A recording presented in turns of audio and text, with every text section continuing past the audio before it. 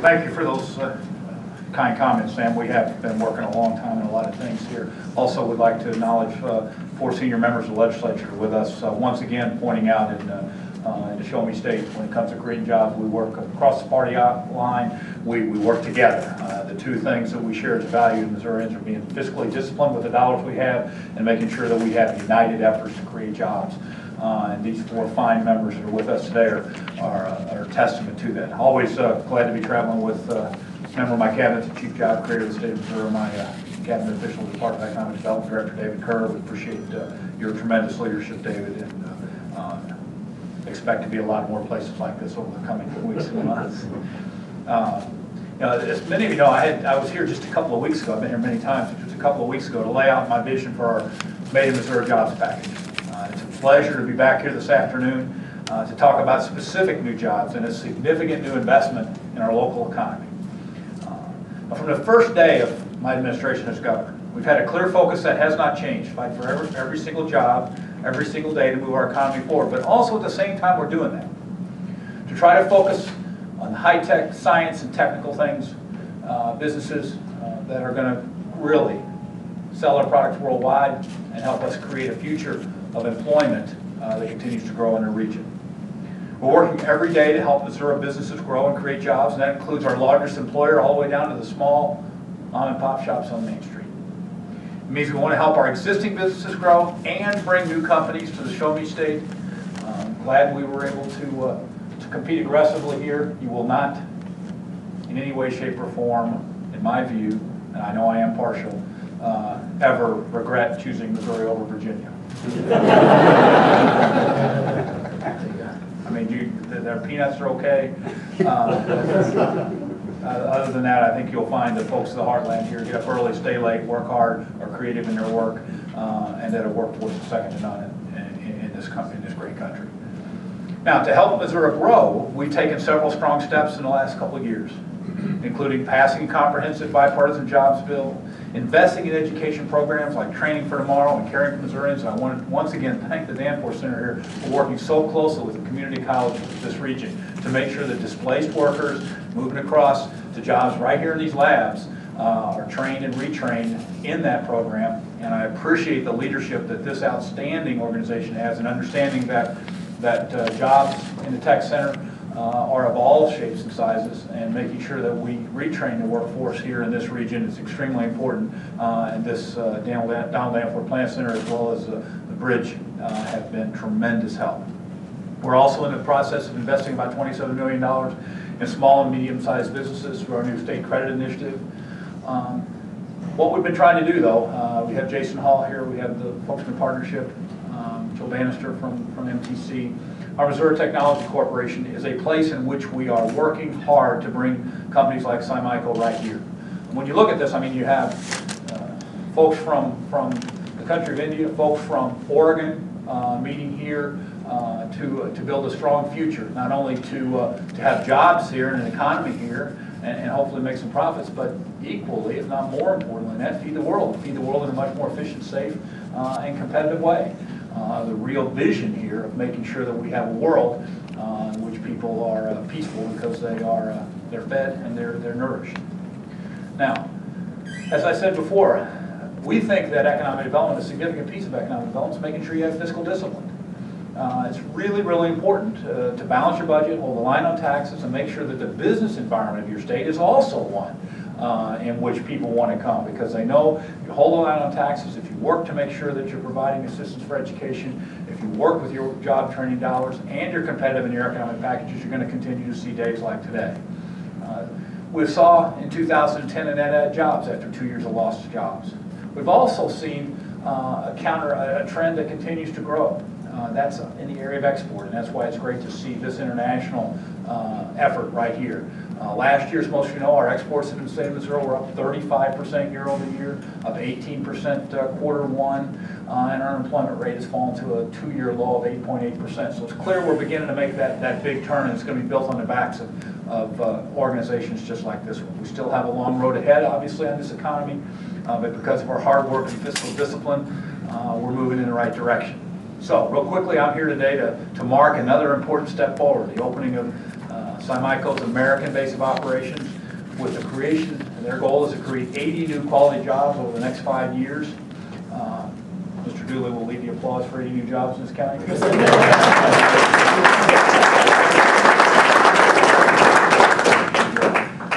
These cutting-edge products will reduce the need for chemical fertilizers while also providing high-quality, cost-effective growth solutions that increase yield, recapture carbon from the atmosphere, and enhance resistance to weeds and disease.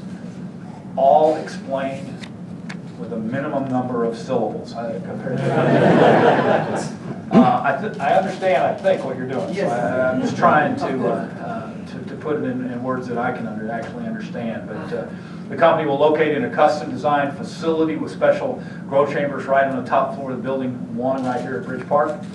Building 1 opened just 2 years ago. It's a state-of-the-art LEED Gold facility featuring world-class wet laboratories and office space. It's an investment that continues to pay dividends, such as we're seeing right here today.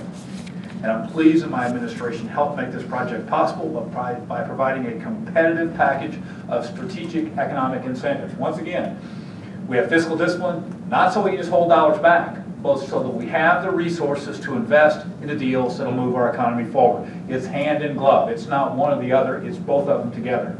Our targeted incentives pave the way to locate the American operations here and begin to create new jobs and start investing in this local economy. So I want to thank everyone involved with this organization. We look forward to being a strong partner in your growth and success in the future, and look forward to assisting you in whatever way we can. But we also want to bring even more companies to the Show Me State, to create even more jobs, and we want to help companies already in Missouri grow and succeed. That's why I intend to call the General Assembly into special session in September to pass a focused, ambitious, and bipartisan jobs package. A package that will make the St. Louis region, the entire state, more competitive for the 21st century. Our Made in Missouri Jobs Act will provide the economic tools needed to help cutting-edge businesses create jobs and grow. One of those is the Science and Reinvestment Act, as most of you know. A key part of what we're talking about, so that we can build up dollars in that area to be even more energetic in what's a growing area.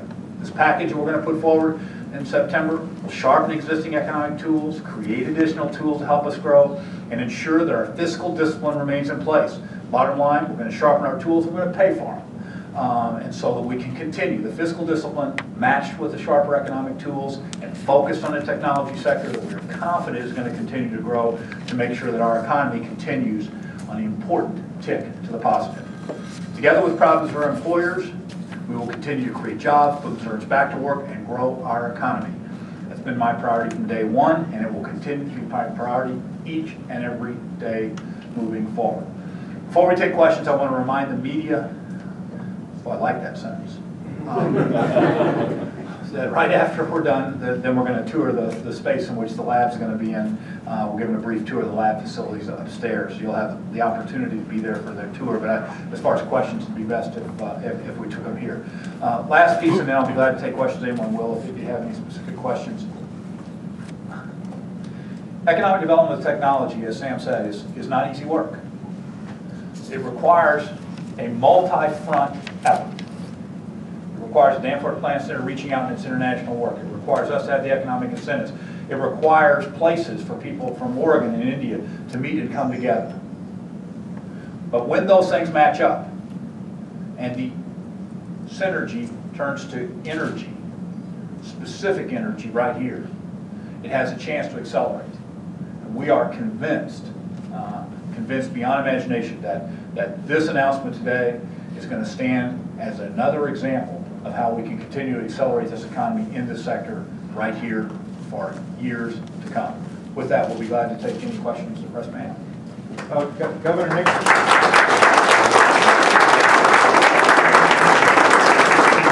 It's a great question, Cal. Just calling on you brings such respect from the public. Congratulations on the jobs initiative today. I wanted to ask you about an item in the special session.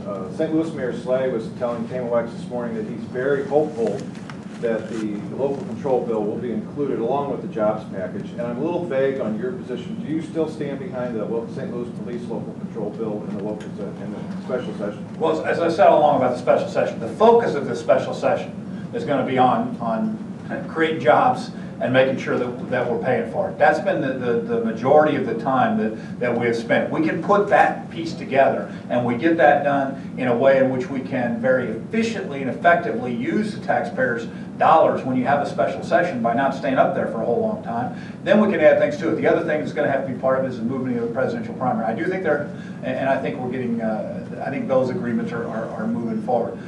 We're continuing to work with folks. If that issue can get done in a way that it doesn't cost us a whole lot of time, certainly we would look forward to getting that one checked off the list of things that can be done. But once again, my focus has been on making sure that we negotiate what's a pretty complicated jobs package that includes a number of provisions, many of which have passed in different forms by the House and the Senate, and we get to pay for by making sure that we get appropriate tax credit reform, which saves us dollars but doesn't take away the ability to invest in the right deals. If we get that worked out in the next few weeks, and it's clear to me that we can get the people's work done in a short period of time in a special session. It's a special session, it's not a regular one. Then I wouldn't be opposed to including that if we could once again get that done in an efficient way. But I think it's a question of getting the economic pieces and the pay for part done. And if we get those in a situation in which we're confident the House and the Senate will act on it quickly, then adding other things to that session would be possible. Governor, how much of the turmoil in Washington is impacting state efforts like yours to bring new business alive? Well, we're not, I think what it does, certainly anytime there's turmoil in the economy, doesn't help any investors. When you see turmoil in a national, quite frankly, international economy with the debt challenges Europe's facing right now, and the problems with their currency there, are causing investors around the world to hold and think for just a second. So I don't think it's just Washington. I think you've got problems in Athens, and you've got problems in Lisbon. But I think it's all of those things affect us. But what we try to do, and what we have done, is to maintain our focus on what we can control. And I can control how much money, working with the legislature, how much money we spend, and we can keep fiscal discipline so that we keep our AAA credit rating. So like Mr. Dooley here, that moved out today with some dollars, you can get incredibly low interest rates because all the other political subdivisions check off a state inside the state, whether it's a fire district or a county or a city or whatever, if we maintain our AAA. So we've maintained that, and we are going to continue to focus on that. The second piece is that we are, it's been quite a year for us. When you look at the tornado in Joplin, the floods, the tornado that hit here, the snowstorms and all that sort of stuff, but through all of that, there's been a great resiliency among Missourians. A significant outpouring of support and help for their fellow man. So while there are uncertainties in the economy, Missouri is a bright spot, adding jobs, getting investments from various parts of the world right here today. I'm confident that we're headed on the right track. Governor Nixon, can you talk a little bit more about the other incentives that were involved in this program besides the $250,000 from the MTC? Yeah, the MTC was a loan. You have, the Missouri Quality Jobs, assuming that the jobs are created through the lifetime here, can provide as much as $1.03 million in benefits here. The development tax credit of $350,000, customized training of $45,000. So those, working the various programs. As I said before, while the customized training is not the biggest number there, I'm especially proud of that because of what's been done here at the Danforth Center. Plus the fact that this year, even though we've had difficult budget years, this was a budget line we increased. Our customized training dollars for the state of Missouri are up 52% over what they were a year ago. We believe economies are going to be built on strong workers. That, while it's a relatively small amount of money here, that investment in workers to make sure they have the skills to do complicated work here, to learn how to work with the various apparatus and machines is very important. But that's the combination of all of the economic incentives. With your emphasis on jobs in the special session, why do you not want the land assemblage tax credits involved, which is designed in part to help bring jobs in North Dakota? We want to stay focused on we think can work in a relatively short time. I didn't think that making changes in that particular program at this time and having to potentially put additional dollars in that program at this time when we had to have it paid for. I mean, we're going to balance these dollars. The amount coming in is going to match the amount coming out. We're going to work with these legislators who I don't want to speak for them, but have been committed to making sure we've got a paid for situation this year in the special session. And that one, when you look at that's it would be with a look-back provision there where you have additional dollars going out without the direct guarantees of additional jobs that I think the other parts of the economic package would bring. Consequently, I don't think it fits in this particular special session. And it's going to be hard enough to make the two numbers match without making them harder. And so this is a relatively complicated package anyway, and making it more complicated I didn't think would lead to a greater chance of passage or a focus on quick turnaround on job creation. How close is your proposal to what's the draft bill that was put out by we're working lawmakers? with legislative leaders. I'm just on the phone with the chief of staff. We're working through. I think the framework is there. We're working through the details. I mean, we don't want to.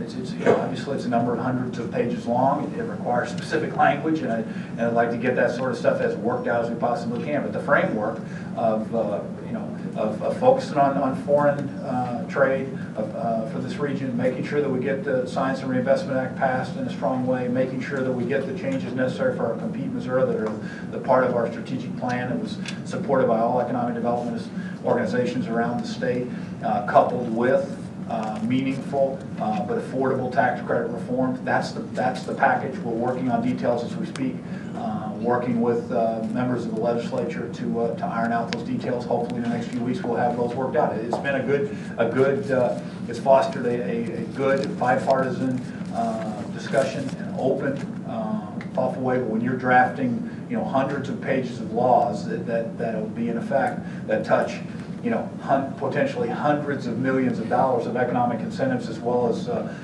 tax credit reforms, you want to do it correctly, and that's what we're working on right now. Governor Nixon, did you make reference to the community college if you not talked about that? Yeah,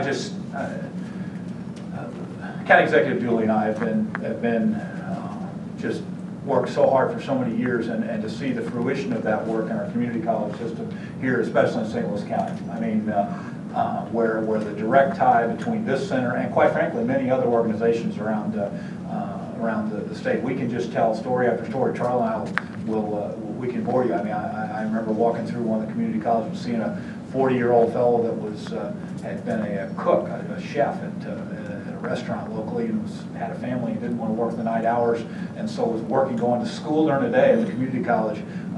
And I don't want to go through exactly what he's doing, but he's currently working here in a lab tech job and continuing to go to school as he gets his degree, making a living, more than he was making before, on his way towards continuing to get educated. It's that kind of opportunities, career-turning opportunities that exist right here and in this region that we want to support. I'm going to end this. We'll go look at where this facility is going to go. Anybody wants to be, it's kind of exciting to have a group of scientists from India, a group of scientists and manufacturers from Oregon, look at where they could put this growing organization. Look anywhere in the world, decide right here in the heartland in St. Louis County. We're exceedingly excited for this day and look forward to many more. Thank you all very much.